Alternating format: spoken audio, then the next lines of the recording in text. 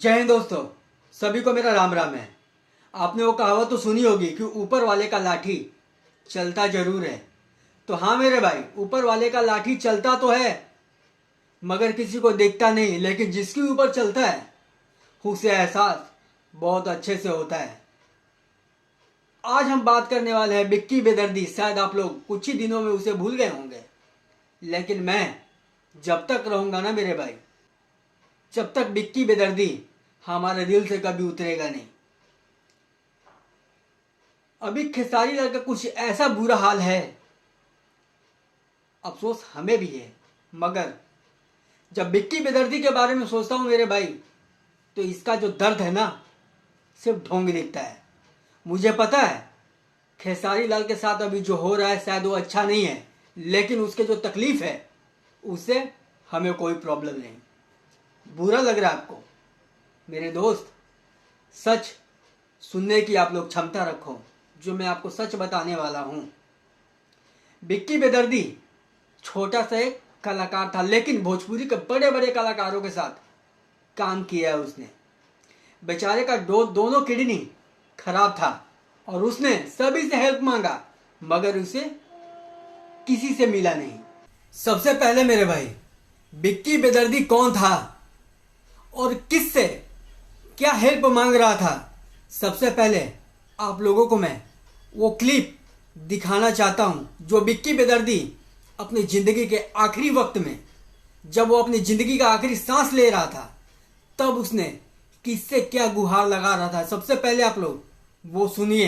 खेसारी लाल के मैनेजर को फ़ोन किए तो वो मेरा नंबर ब्लॉक कर दिया, मेरे को कोई जवाब नहीं दिया। पवन पांडे को फ़ोन किए, उनका जो राइटर हैं, हम अभी हाल फिलहाल कल परसों फ़ोन किए थे पवन सिंह के बड़े भाई को कि भैया हम बहुत ज़्यादा दिक्कत में बानी, कुछ हेल्प करवा दो ना भैया से। अच्छा ठीक बा आप फ़ोन हमारे काट देले। फिर फ़ोन कोई नहीं तो हमारे फ़ोन ना उठैलन कि भैया हम बहुत ज़्यादा दिक्कत में बानी, सांस लेवे में दिक्कत होता, हमार मम्मी पापा केहू नहीं है, इलाज खातिर भैया हमारा बस पैसा नहीं है, कुछ हेल्प करवा दी।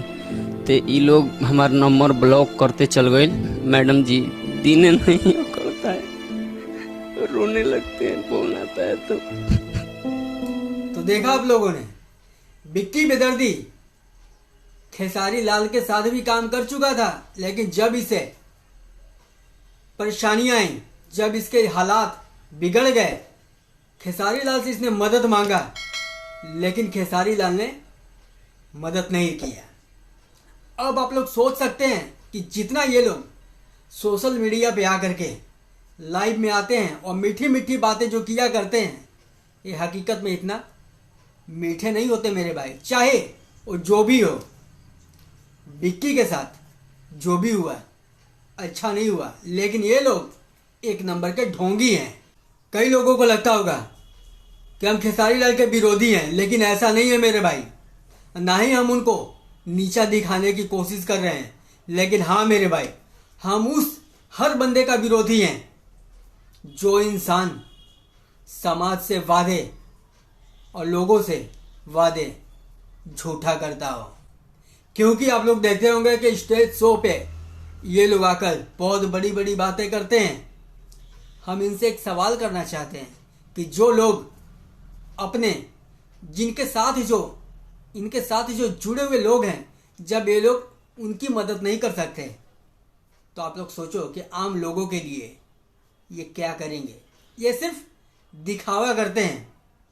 क्या कसूर था उसका, बिक्की बेदर्दी का? बेचारा 18-19 साल की उम्र में इतने ऊंचे लेवल पे आ जाने के बाद फिर भी वो इस दुनिया से चला गया। क्यों?